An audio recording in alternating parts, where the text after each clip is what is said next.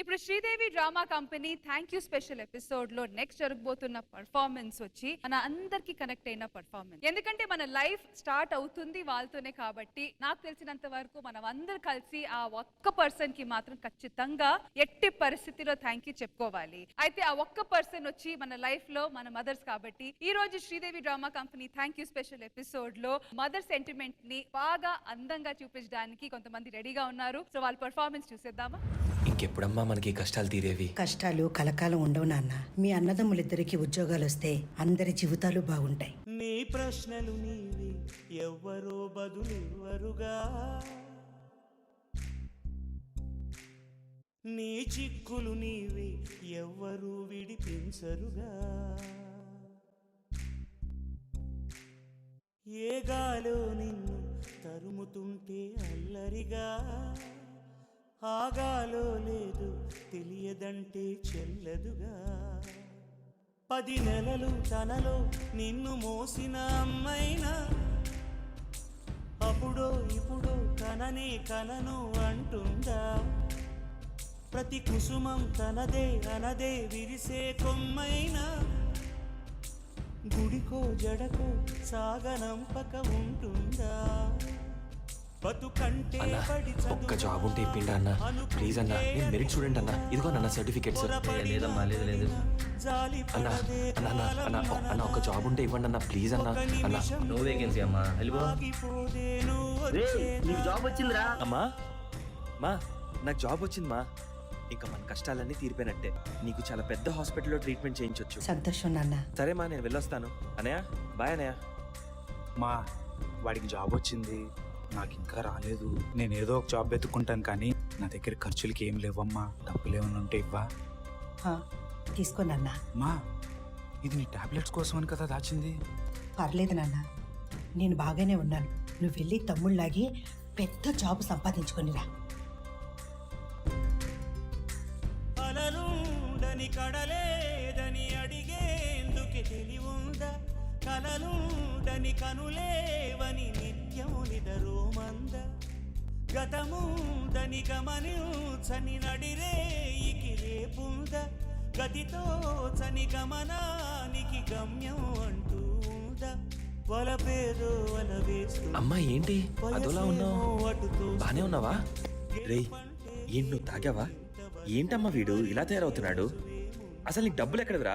అది నేనిచ్చాను బాబు. జాబ్ కోసం అని అడిగితే నేనే ఇచ్చాను. అమ్మ మందుల కోసం మనం దాచుకున్న డబ్బులు వాటితో ఇలా తాగాలనిపిస్తుందిరా నీకు?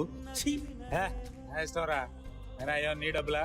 నేను తాగుతాను, ఎంజాయ్ చేస్తాను, నీకెందుకురా? ఏంట్రా ఎక్కువ మాట్లాడుతున్నావు?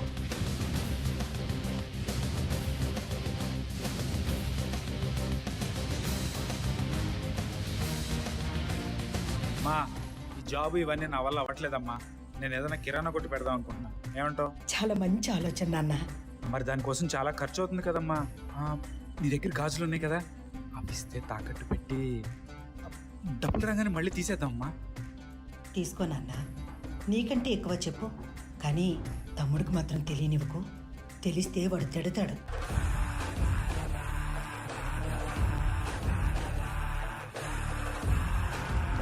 నీ చేతి గాజులేవి? అవి పని చేస్తుంటే కాస్త ఇబ్బందిగా ఉందని బీరువాలో పెట్టాను నాన్న. నా డార్లింగ్ ఎక్కడుందో కాల్ చేద్దాం. డార్లింగ్ ఎక్కడా? ఈరోజు నైట్ పబ్లో పార్టీ, మర్చిపోతే ఓకేనా? హాయ్ డార్లింగ్, ఈరోజు నువ్వు చాలా హ్యాండ్సమ్గా ఉన్నావు. నానా అర్జున్, అర్జున్ నిన్నెవరో పిలుస్తున్నారు. ఓ తను మా ఇంట్లో పని మనిషిలే. ఎప్పుడు హెల్ప్ కావాల్సి వచ్చినా ఇలా వస్తుంటుంది, నువ్వేం పట్టించుకోమాక.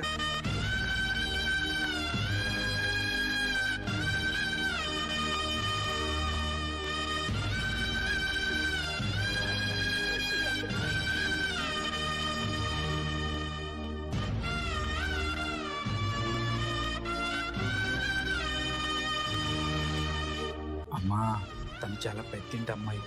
నువ్వు మా అమ్మని తెలిస్తే నేను రిచ్ కాదన్న విషయం తెలిసిపోతుంది. అందుకే అలా చెప్పానమ్మా. సారీ అమ్మా, ఏమనుకోకే.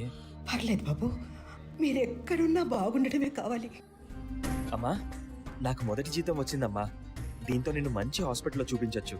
నేను ఈవినింగ్ వస్తాను, హాస్పిటల్కి వెళ్దాం సరేనమ్మా?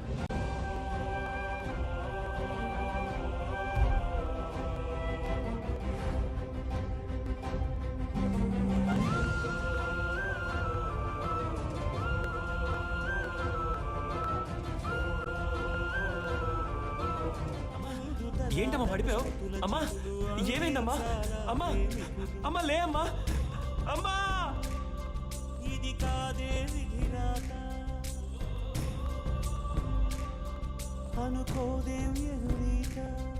10 నెలలు తనలో నిన్ను మోసిన అమ్మైనా, అప్పుడో ఇప్పుడో తననే కలను అంటుందా. ప్రతి కుసుమం తనదే అనదే విరిసే కొమ్మైనా, గుడికో జడకో సాగనంపక ఉంటుందా. రేయ్, మీ అమ్మ అక్కడ చనిపోయి ఉంటే నువ్వు ఇక్కడ ప్యాక్ ఆడుకుంటున్నావా? ఏంటి, మా అమ్మ చనిపోయిందా? అమ్మా అమ్మా అమ్మా అమ్మా అమ్మా, ఇలా జరుగుతుందని నాకు తెలియదమ్మా. నా చేతులతో నేనే నిన్ను చంపేసుకున్నానమ్మా. అమ్మా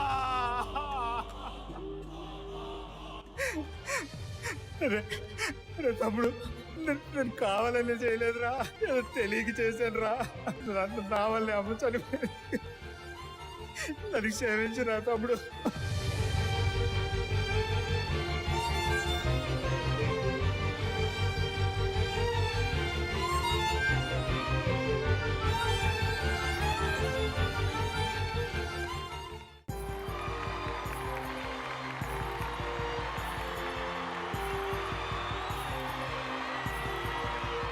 This has been such a message oriented and meaningful performance.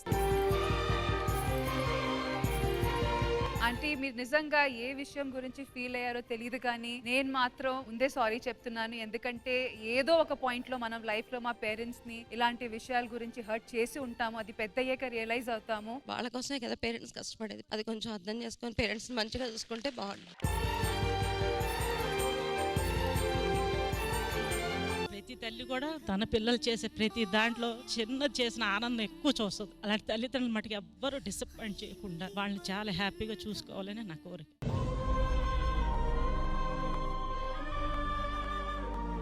Manas, what do you have to say? నాకు మా అమ్మమ్మ గారు అంటే చాలా ఇష్టం అండి. అంటే నేను మా అమ్మమ్మ దగ్గర పెరిగాను. డాడీ సెంట్రల్ గవర్నమెంట్ జాబ్ కాబట్టి ఎవ్రీ 5 years ట్రాన్స్ఫర్ అవుతూ వచ్చాం. సో హైదరాబాద్ కి ట్రాన్స్ఫర్ అయిపోయిన తర్వాత అమ్మమ్మ తాతయ్యల్ని చూడడం తగ్గిపోయింది. ఫైన్ డే అమ్మమ్మకి ఒంట్లో బాగాలేదు అంటే అమ్మమ్మ ఐసీయూలో ఉంది.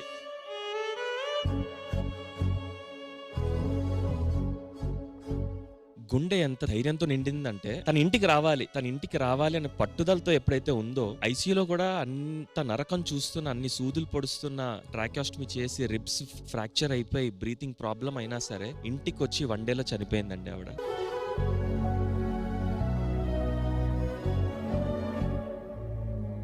పాడే మోస్తున్నప్పుడు అంటే 4 మోస్తారు కదా, 3 మావయ్యలు ఉన్నారు నాకు, 3 మోసారు, 4వ వాడు నేనే మోసాను మా అమ్మమ్మని. సో అది గుర్తొచ్చింది.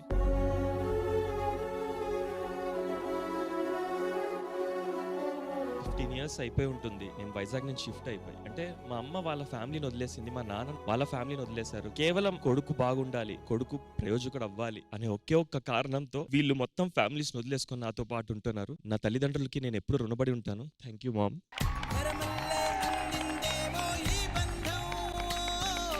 ఇంద్రజ గారు, మీకు ఎలా అనిపించింది ఈ పర్ఫార్మెన్స్? మానస్, ఆ నిజాయితీ, ఆ క్యారెక్టర్ లో ఉన్నటువంటి ఆ జెన్యూనిటీ మీరు చేసిన ప్రతి యాక్ట్ లో కనబడింది. ఎలా చేయాలో అలా చేసేసారు మీరు. ఫైనల్ గా అర్జున్, ఆ క్యారెక్టర్ కోసమని మీరు మారిపోయి చేశారు చూడండి, సూపర్. థ్యాంక్ యూ ఇంద్రజ గారు. ఇంత ఎమోషనల్ గా మరింత చక్కగా ఈ పార్ట్ ని కొరియోగ్రాఫ్ చేసిన అభి మాస్టర్. అర్జున్, నీకు ఎలా అనిపించింది ఈ పర్ఫార్మెన్స్ చూసాక? నేను మమ్మీకి ఎప్పుడు చెప్పలేదు, సారీ అమ్మా. స్కూల్ వరకే నేను పేరెంట్స్ కంట్రోల్లో ఉన్నాను. ఇంటర్ నుంచి కొంచెం ఫ్రీడమ్ వచ్చేసరికి తెలుసో తెలియకో ఇలాంటి చిన్న చిన్న, ఎందుకంటే పిల్లల్ని బాధపడకూడదు అని చెప్పి వాళ్ళు కష్టపడుతుంటారు, అది మనకు తెలియదు దూరంగా ఉన్నప్పుడు. మనం ఇలాగే తిరగడం ఇవన్నీ చేశాను. ఐఎమ్ సారీ, ఇప్పుడు చెప్పిన ఉపయోగం ఉండదు, జరిగిపోయినాయి కాబట్టి. So I'm really sorry. Future లో ఏమవుతుందో తెలియదు, కానీ ఇప్పుడు మన పేరెంట్స్ మనతో ఉన్నారు కాబట్టి let's make the best for it. వాళ్ళ దగ్గర నుంచి ఎంత నేర్చుకోగలితే నేర్చుకుందాము, వాళ్ళ మాట విని ఏదో రకంగా ఒక మిడిల్ వేకి వచ్చి ముందుకెళ్దాం. Thank you so much. Thank you.